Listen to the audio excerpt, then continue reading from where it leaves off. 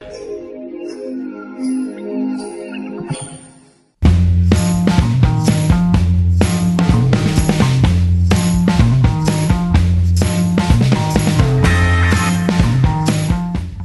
Asociación Salmantina de Jugadores Rehabilitados, ASALJAR, se constituye en 1992.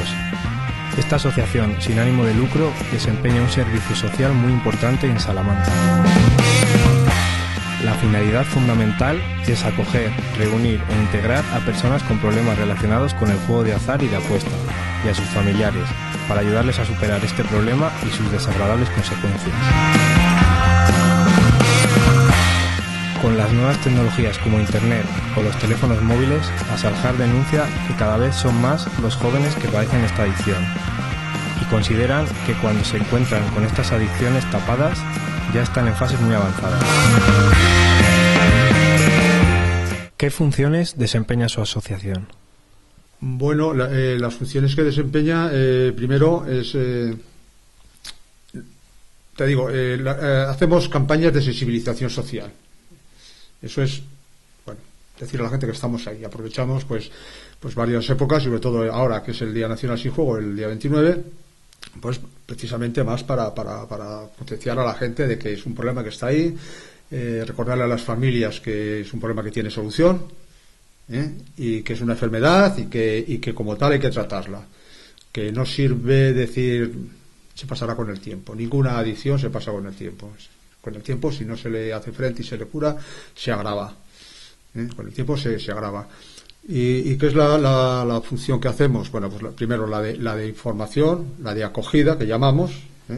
Las personas que se ponen en contacto con la asociación, se les informa, se les acoge, se les dice qué hace la asociación, quién la componemos los enfermos y los familiares, se le informa, se le hace un plan de acogida, dice qué tiene que hacer en su vida. O sea, hay unas normas de rehabilitación. Aquí no hay una pastillita que te tomes, sino es un cambio de actitudes frente a la vida y sobre todo frente al juego, que nos están avasallando todos los días. Y no estamos en contra del juego, o sea, sí que tenemos que tener muy claro que el juego está ahí, ¿no?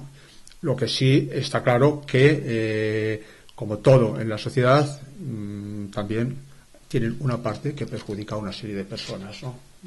Los coches funcionan, cada vez son mejores, pero también hay una serie de personas que las perjudica. El juego como tal tiene su parte mala, que es la adicción. Es más, muy adictivo. ¿Cómo pasas de divertirte con un juego a ser un ludópata? ¿Dónde está el umbral? Vamos a ver, está primero en lo que es el jugador de alguna manera social.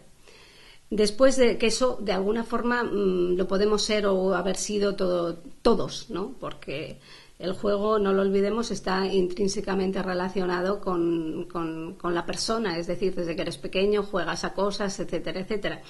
Y luego que el juego está muy extendido socialmente. Pero llega un momento en el cual se pasa de jugador social a jugador problema y eso ya, ¿qué significa? Significa que ya le estás dedicando demasiado tiempo, demasiado dinero, que estás de alguna manera detrayendo situaciones y posibilidades y etcétera a tu vida normal y empiezas a trasladarlo al juego.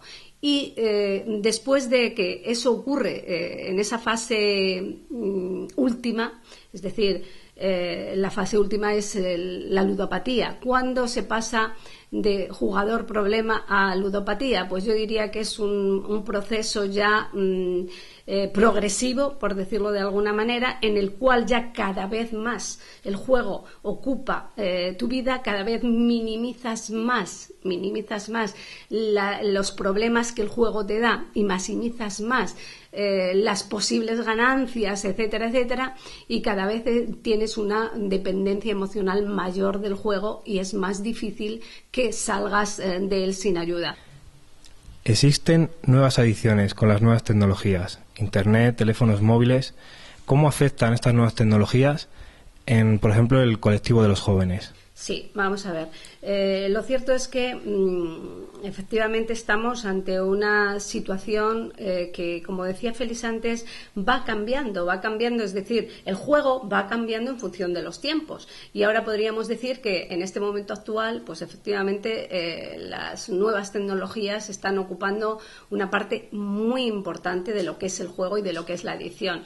Yo ya te diría que empezamos cuando los datos últimos que se manejan es que hay más de 10 millones de usuarios de juegos, de videojuegos, que el 80% de niños menores de 13 años todos utilizan esos videojuegos, que eso significa muchas veces un tiempo, porque solemos asociar ludopatía única y exclusivamente a lo que tiene que ver con dinero, pero no, es que es toda adicción comportamental en la cual te genera dependencia. Entonces ya vamos viendo cómo muchos niños el estar absortos con los videojuegos, etcétera, pasan a ser una situación normalizada, y tú puedes ver un grupo de niños pequeños y que no están jugando o comunicándose entre sí, sino que cada uno está con su móvil o con su juego o su videojuego, etcétera.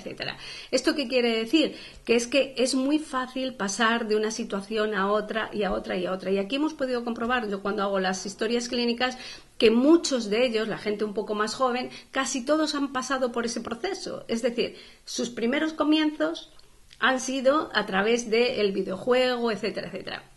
Con lo cual, nos encontramos con eso, nos encontramos que eso ahora mismo lo tenemos extendido a otro montón de facetas, es decir, a móviles, y ahora podríamos decir que la última moda o en el año 2010 al legalizarse el juego online, pues nos encontramos con el famoso póker, sobre todo online, en el cual está inmerso una percepción por parte de muchos jóvenes de que el póker es cuestión de gente muy de que realmente eso incluso te puede solucionar la vida, etcétera, con el montón de mensajes que se trasladan, iba a decir subliminales, pero no real, directos, absolutamente directos en el día a día a través de todos los mecanismos posibles, y fundamentalmente televisión, etcétera.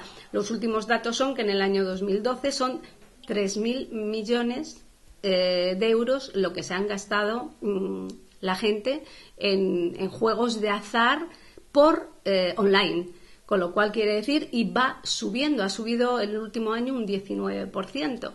Esto quiere decir que, como decía antes Félix, con un agravante que yo vengo diciendo los últimos años, y es que al final al jugador de máquinas B, que son las tragaperras famosas, pues lo acaba viendo alguien siempre, por muy lejos que se vaya, por muy tal, pero a la gente que juega por internet es mucho más difícil o se tarda más tiempo en localizar realmente el problema que tiene, porque lo haces, como siempre digo yo, en la más estricta de las intimidades, es decir, con lo cual muchas veces cuando quieres tomar las riendas de la situación, son situaciones ya de gente muy joven, pero muy, muy tocada ya por la enfermedad.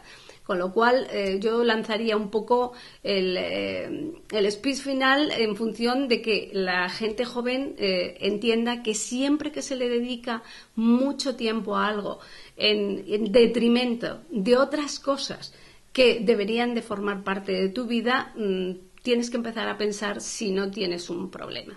Y eso sin contar ya, pues eso, con que te metas a juegos de azar online, etcétera, en los cuales seguro que sí vas a acabar perdiendo no solo tu dinero, sino tu vida.